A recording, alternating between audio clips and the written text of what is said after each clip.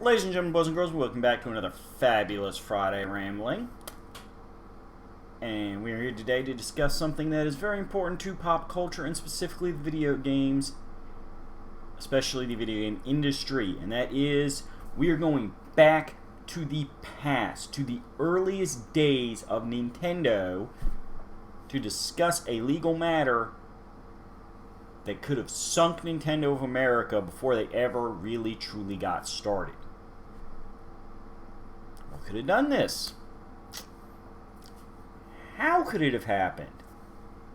I mean, a company that they hadn't even released their home console yet, how could they have gotten in this much legal trouble? Well, if you've dug through all of our archives or watched all of our videos as they uploaded live and have a good memory, you will recall that many moons ago,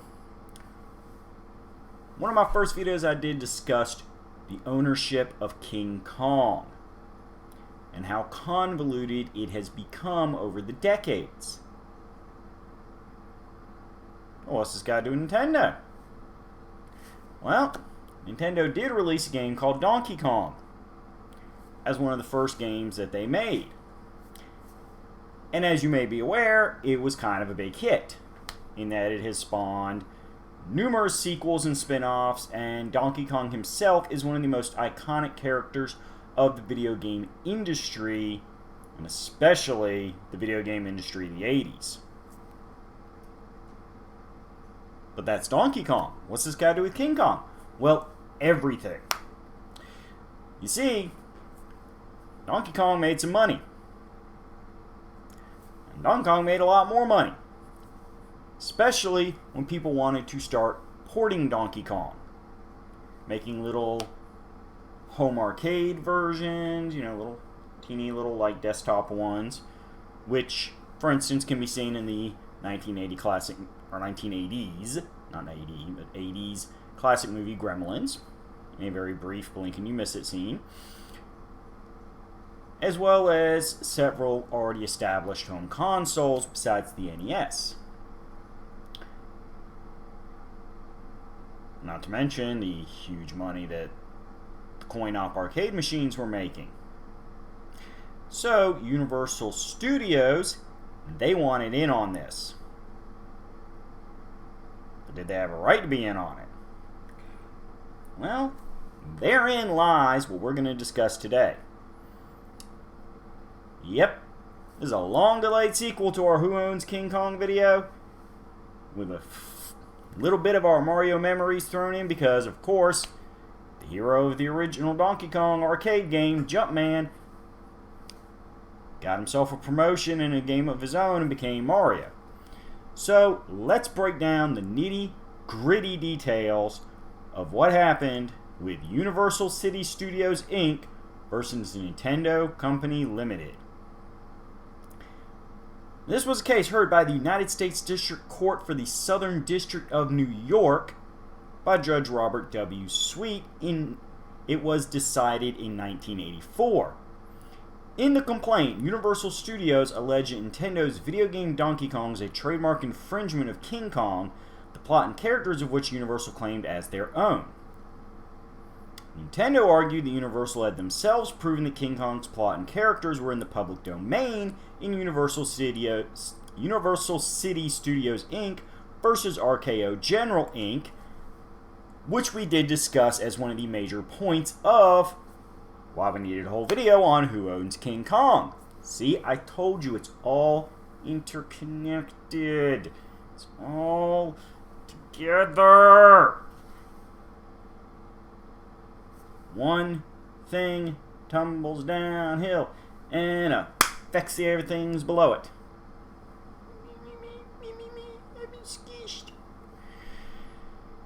And unfortunately, being squished was the big problem here because, as I said, this was very early into Nintendo of America's tenure. They did not have a lot of liquid assets, i.e. money on hand. Simply put, if they had lost this lawsuit, there was a very real chance that they would not have the money to keep surviving as a company. So what do? Well, First things first is we have to go back a few more years. In 1982, Sid Sheinberg, the president of MCA and Universal City Studios and a seasoned attorney, was trying to find a way to get his company into the booming video game market. In April, he learned of the success of Nintendo's Donkey Kong video game and sent Robert Hall. I'm not sure, it's H-A-D-L. That one's a little tricky to pronounce. But Robert was the vice president of legislative matters to investigate. His analysis was that Donkey Kong's storyline was based on that of King Kong and thus an infringement of Universal's rights to that film's characters and scenario. Sheinberg also learned of a licensing agreement between Nintendo and Coleco, a producer of home video game consoles. Sheinberg scheduled a meeting with Coleco President Arnold Greenberg on April 27, 1982, ostensibly to discuss possible investment in Coleco. Instead, Universal admonished Greenberg for copyright infringement and threatened to sue if the ColecoVision shipped with Donkey Kong as planned. The next day, Universal telexed, which is basically a old-school variant on faxing, Coleco and Nintendo, giving them 48 hours to cease marketing Donkey Kong, to dispose of all Donkey Kong inventory, and to hand over all records of profits made from the game. On May 5th, Greenberg agreed to pay Universal royalties of 3% of Donkey Kong's net sale price, amounting to 6 million units and worth about $4.6 million. A week later, he signed an agreement and stated that Universal would not sue Coleco as long as Coleco paid royalties. Meanwhile, Robert Huddle, learned that Tiger Electronics had licensed Donkey Kong for a handheld game. He decided that Universal's earnings from it were too low and that the licensing's granting of exclusive rights to Tiger would impede the agreement with Coleco. So, Sheinberg sent Tiger a mailgram demanding that they send their game in for further approval. Universal reviewed it and decided that King Kong was too similar to Donkey Kong. On May 8th, Sheinberg revoked Tiger's license, but Tiger president O.R. Risman refused to give in and challenged Universal's claim that it owned the King Kong name. Nintendo's attorney and future board member, as well as future Nintendo PR frontman Howard Lincoln, was at first inclined to settle for $5 to $7 million. Eventually, however, he decided to fight, reassuring the head of the company's U.S. division, Minoru Arakawa, that this was a sign that Nintendo had made it big. On May 6, Arakawa and Lincoln met with Coleco and Universal in Los Angeles. Otto reiterated his stance that Donkey Kong infringed Universal's rights to King Kong.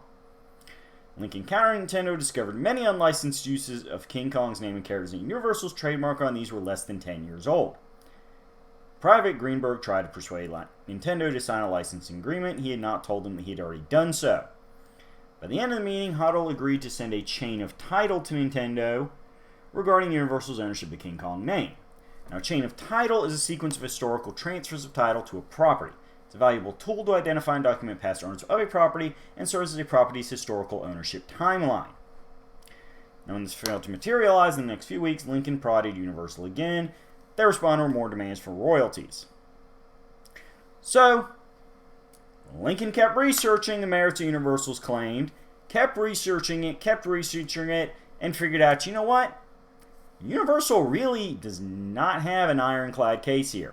In fact, their case has some Swiss cheese holes. Holes.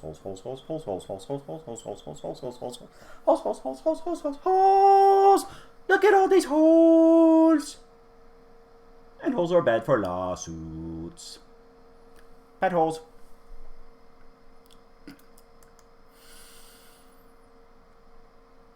So, Nintendo called for another meeting, which was set up for May 21st. And, simply put, said they were going to go to war over this.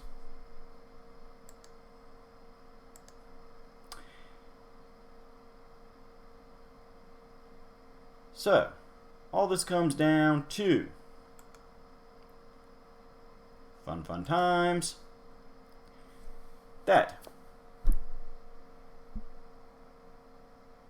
on June 29, 1982, Universal officially sued Nintendo. The company also announced it agreed to license the rights to King Kong to Coleco.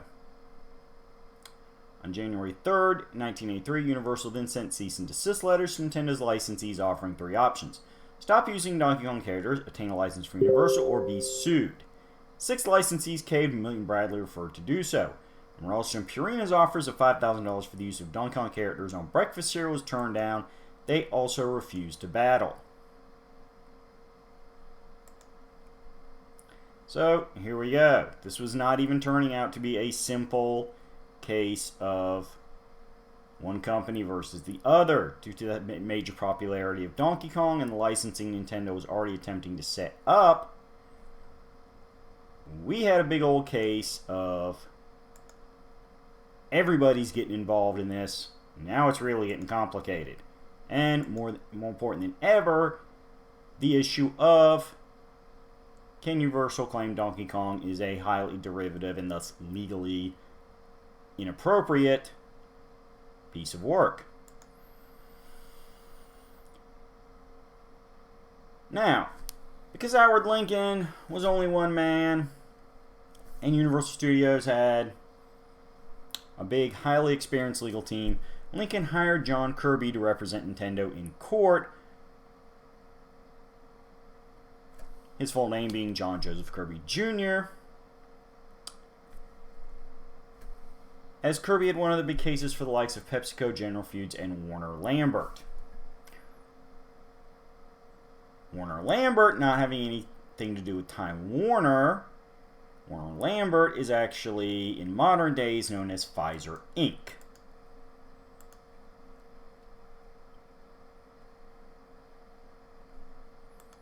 Or rather, excuse me, Pfizer acquired Warner Lambert through a merger thing. But Warner Lambert was an American pharmaceutical company. So,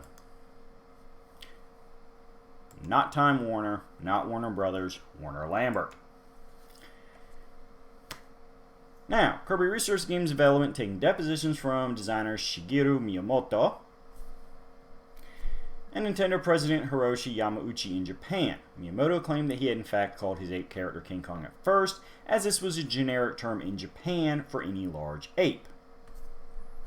Now, internationally, that doesn't really have a big effect on American trademarks, although it does kind of demonstrate an important point in Nintendo's defense, in that internationally, King Kong was something that was, as was stated earlier, a bit of a public domain concept. And that clearly, if Universal had as much control over as they were claiming in this current lawsuit over King Kong, they certainly were not trying to impress that upon Japan, who had allowed the term to become a general slang term, as opposed to a very specific product thing. And this is important. As I said, it's a small thing, but it's an important thing in Nintendo's defense, because if you have ownership of an intellectual property, if you have ownership over a concept, and you are not constantly reiterating that and making a point of, no, this is one specific thing, that is our thing. It's not just a thing, it's our thing, and it's one specific thing. It undermines the fact that you generally care about that. You can't really pick or choose when it comes to copyright, trademark, defending. It's an all or nothing concept. This is why our frenemy Disney has often been accused of bullying when they swing the copyright hammer down on small businesses using iconic Disney characters like Mickey Mouse, because they don't really have a choice legally. If they give somebody a free pass once, that sets up a precedent where other companies come in later and say, well, you let him do it, so I figured it was okay. You let her do it, so I figured you didn't care. That's why I did it. And how do you argue that? It's like, well, okay, we did give exceptions, but we don't feel like giving an exception this time. Now you just sound like a jerk and being petty. See? It's all there. It all makes sense. But the key is you actually have to have that kind of ownership. And that's what this is all about.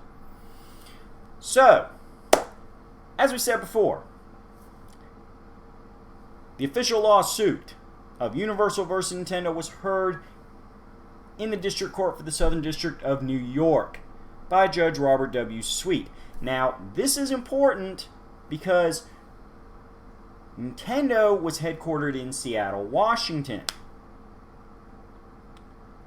Universal got it tried in New York, where they had basically home field advantage. They did not want to put it in, this is actually a pretty common trick in,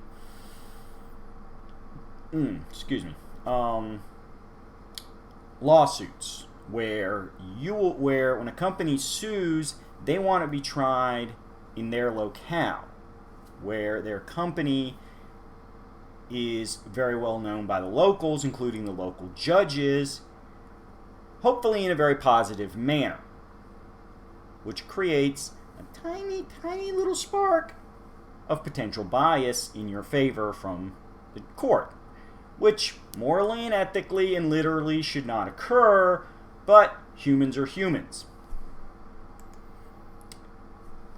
Now, the trial lasted 7 days,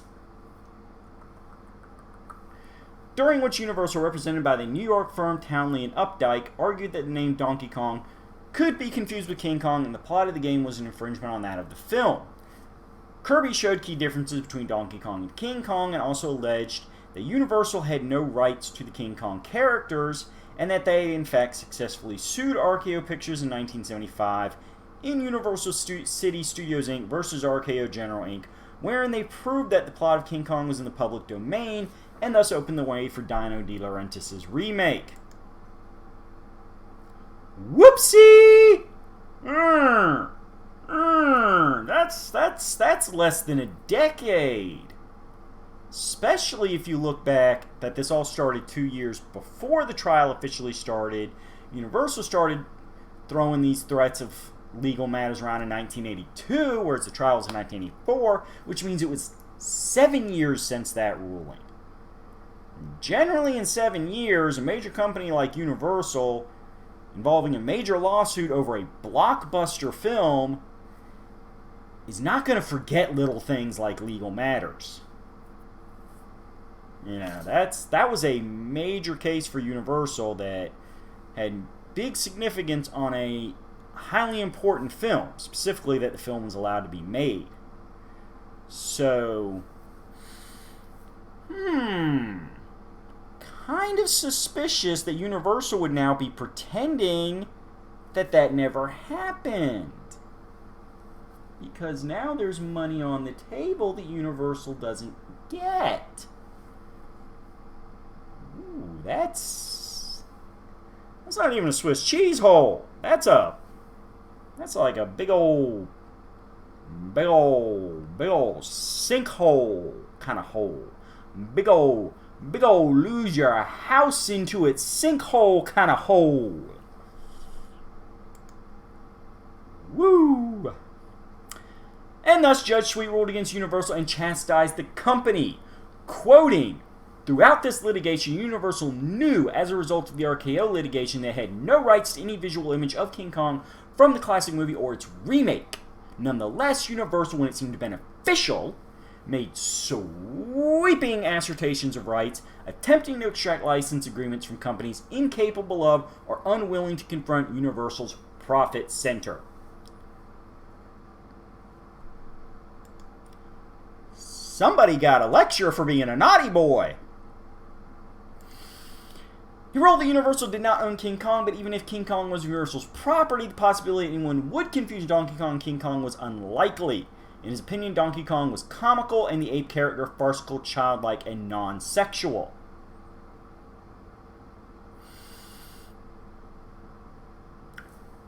Now, because of modern sensibilities and the evolution of language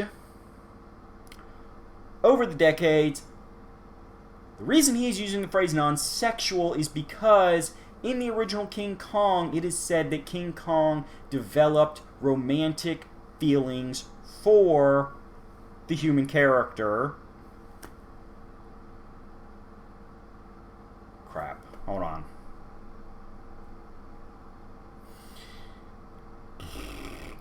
Dang it, I have totally forgotten my character names here. Give me half a second. This is exactly what you do not want to have happen. But yes, the damsel in distress female character who... blah, blah, blah, blah, blah, blah, blah.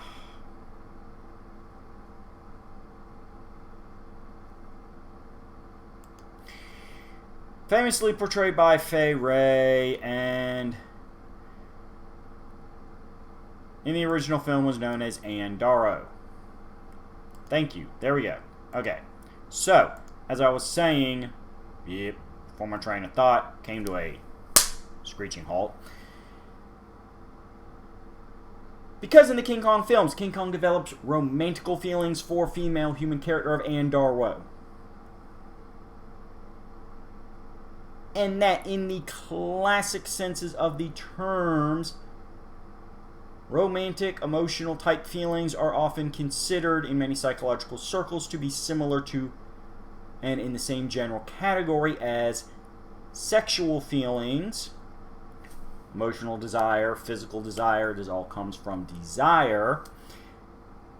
And that the character of King Kong, even though he does kidnap a female, shows no motivation of doing it because he is enamored with her. That is the point of the judge when he says that the Donkey Kong character, as opposed to the King Kong character, is non-sexual.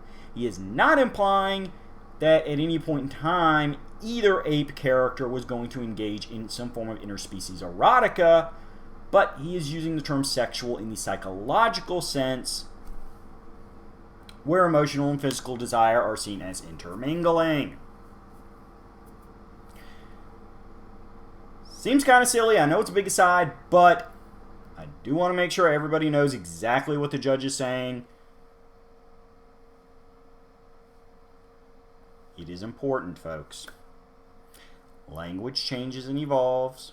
It is helpful to know what words mean at the time they were said.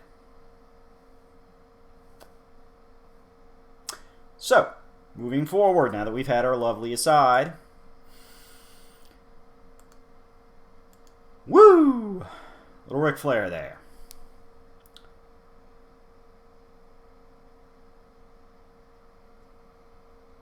And that the King Kong character was a ferocious gorilla in quest of a beautiful woman. So we declared that at best Donkey Kong is a parody of King Kong. And remember, folks, parodies and satire are protected legally under the fair use concept. Furthermore, Sweet said the cease and desist letters Universal had sent to Nintendo licensees gave the company the right to seek damages.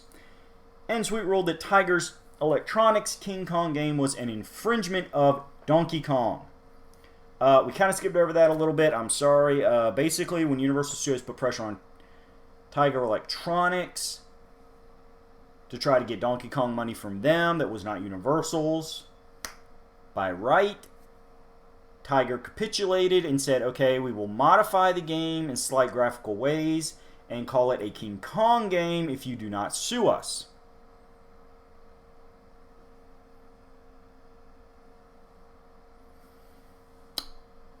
So, that's the thing. Nintendo was given the option to either take Universal's licensing profits for their game or accept statutory damages. Nintendo opted for the former, receiving $56,689.41. Nintendo also received damages and attorney's fees.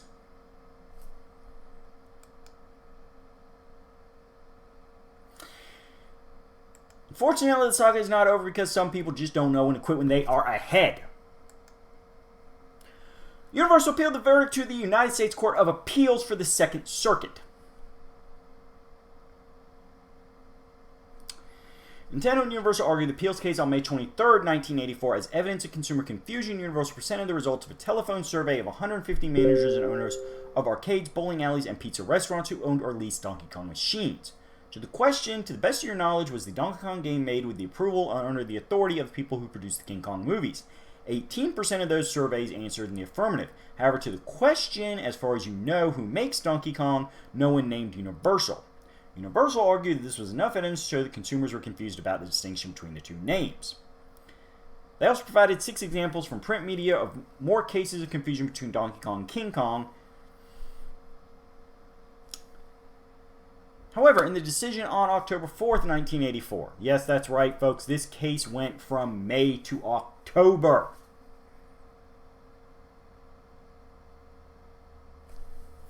Five months.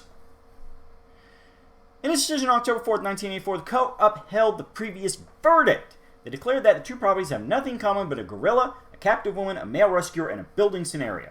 Further, the court ruled that the Kong and King Kong names are widely used by the general public and are associated with apes and other objects of enormous proportions.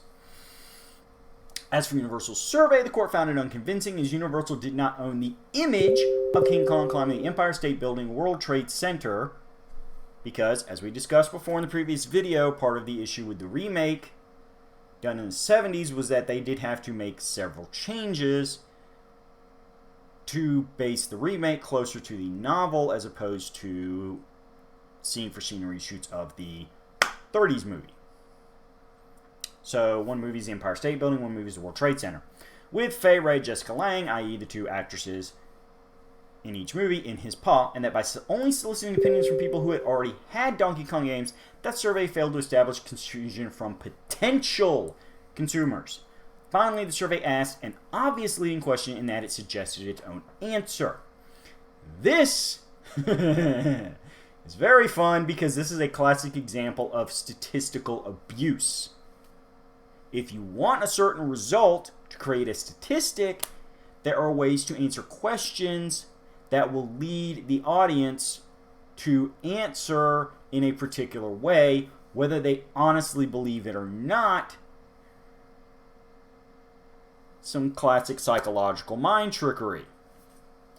Regarding Universal's print examples, the court found that the statements cited by Universal recognized that the Donkey Kong thing loosely evokes the King Kong films. However, none of the statements remotely suggest that the authors were under the impression that Donkey Kong was connected with the company holding the King Kong trademark. The court agreed that some consumers were confused about the two marks. However, the fact there may be a few consumed consumers does not create a sufficiently disputed issue of fact regarding the likelihood of confusion so as to make summary judgment improper. Now,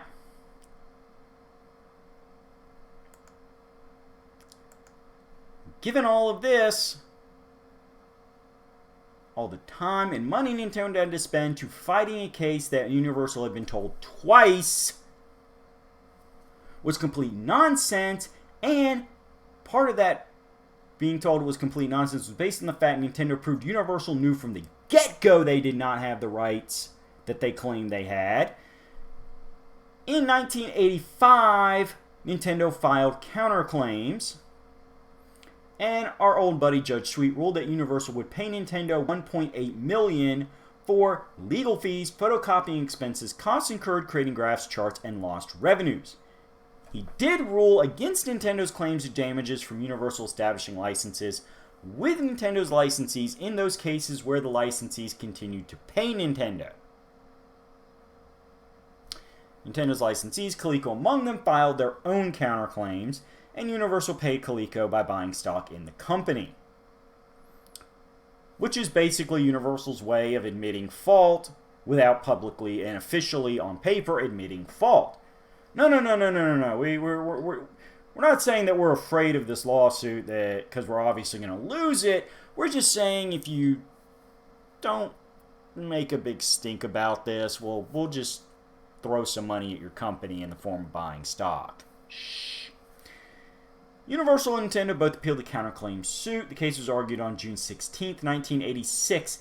This means we are now 4 years after the point that Universal originally started all this hubbubaloo. In the decision rendered on July 15th, the court upheld the previous verdicts. They ruled that, first, Universal knew it did not have the trademark rights to King Kong, yet it proceeded to broadly assert such rights anyway, This amounted to a wanton and reckless disregard of Nintendo's rights. Second, Universal did not stop after it asserted its rights to Nintendo and embarked on a deliberate, systematic campaign to coerce all Nintendo's third-party licensees to either stop marketing Donkey Kong products or pay Universal royalties. Finally, Universal's conduct amounted to an abuse of judicial process and in that sense caused a longer harm to the public as a whole. Depending on the commercial results, Universal alternatively argued to the courts first that King Kong was part of the public domain, and then second, that King Kong was not part of the public domain and that Universal possessed exclusive trademark rights in it.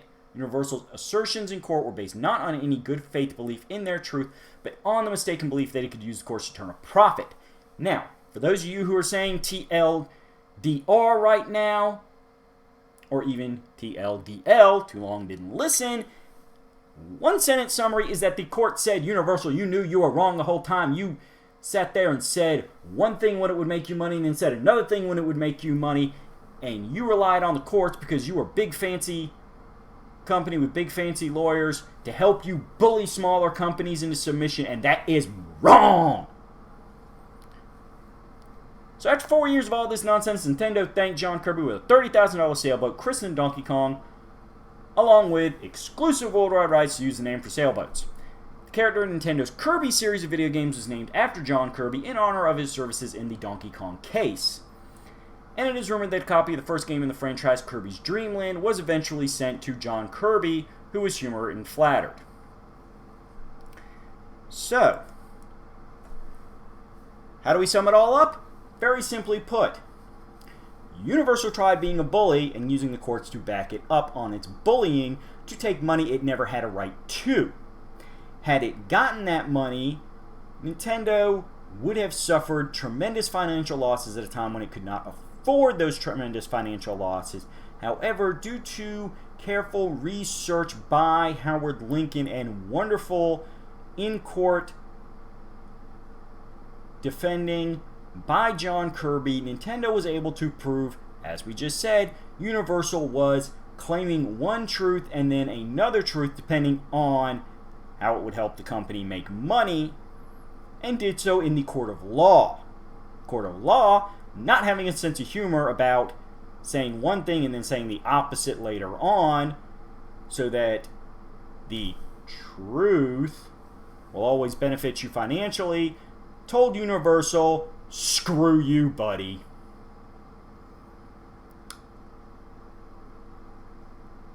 Thus, we come to the end of our tale. And we come to a very important lesson that has served to inspire the video game industry over the years when it comes to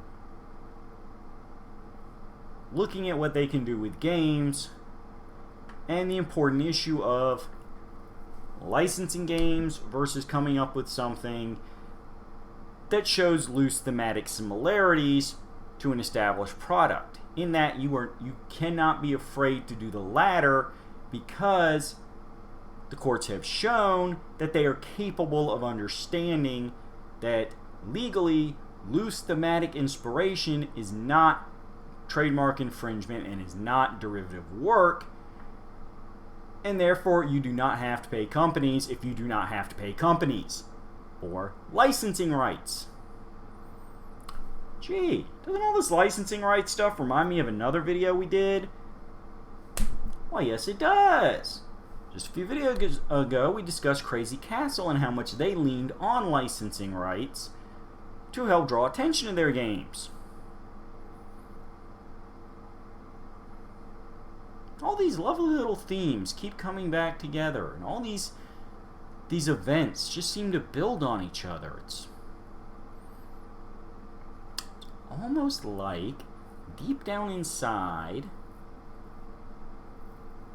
everything's connected and your actions have consequences even years after the fact, especially in courts where we have concepts like legal precedent. So, where are we going to go from here? You know what? We talked about Donkey Kong.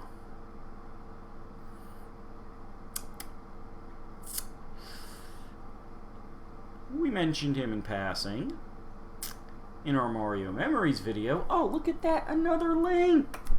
It's all together. Everything. It's one big world. We're all connected.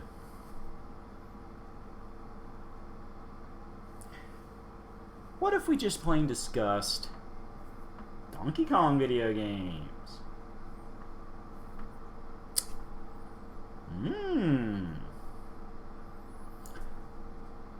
You know what? You're going to have to wait for 7 and see if we do that.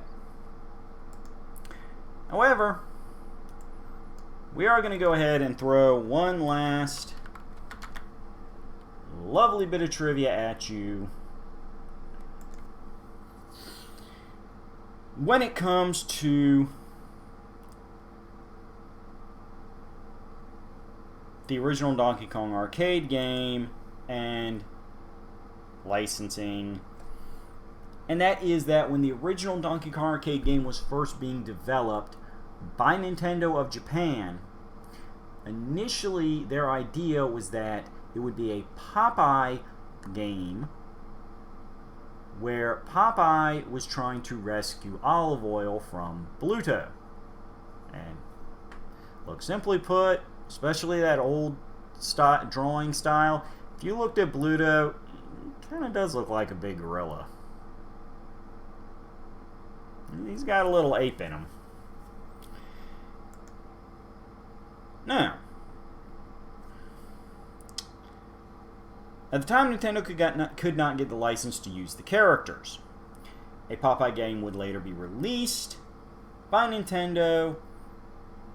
This game would be unrelated. Donkey Kong would be more of a standard side-scrolling platformer.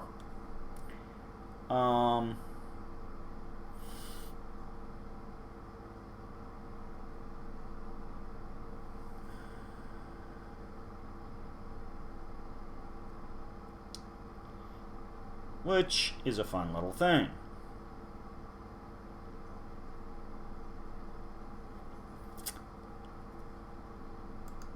So, there you go. A game that originally was going to be a licensed game became an original game. Another company tried to claim it was a licensed game, and we got into a huge 4-year-long legal battle, all to reassert the fact that it was not a licensed game.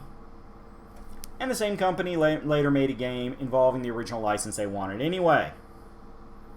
Isn't big business fun, especially in the entertainment industry? So, that wraps us up for this week, but we're going to be back in 7 days with another Friday Rambling. So stay sweet, stay healthy, stay positive, because, yes, folks, we did pick on Universal Studios a bit in this, but it was all about a happy ending. Nintendo got to stay in business. Donkey Kong kept to continue existence and be a huge smash hit and inspire so many other games. And Popeye got its video game eventually. So, lots of winners. Still a positive video.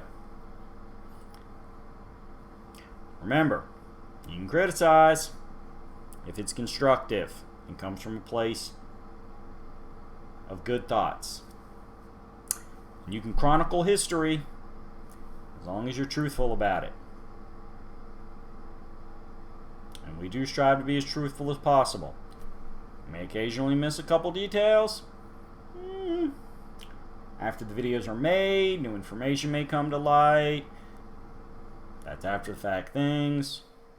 Can't do anything about it. But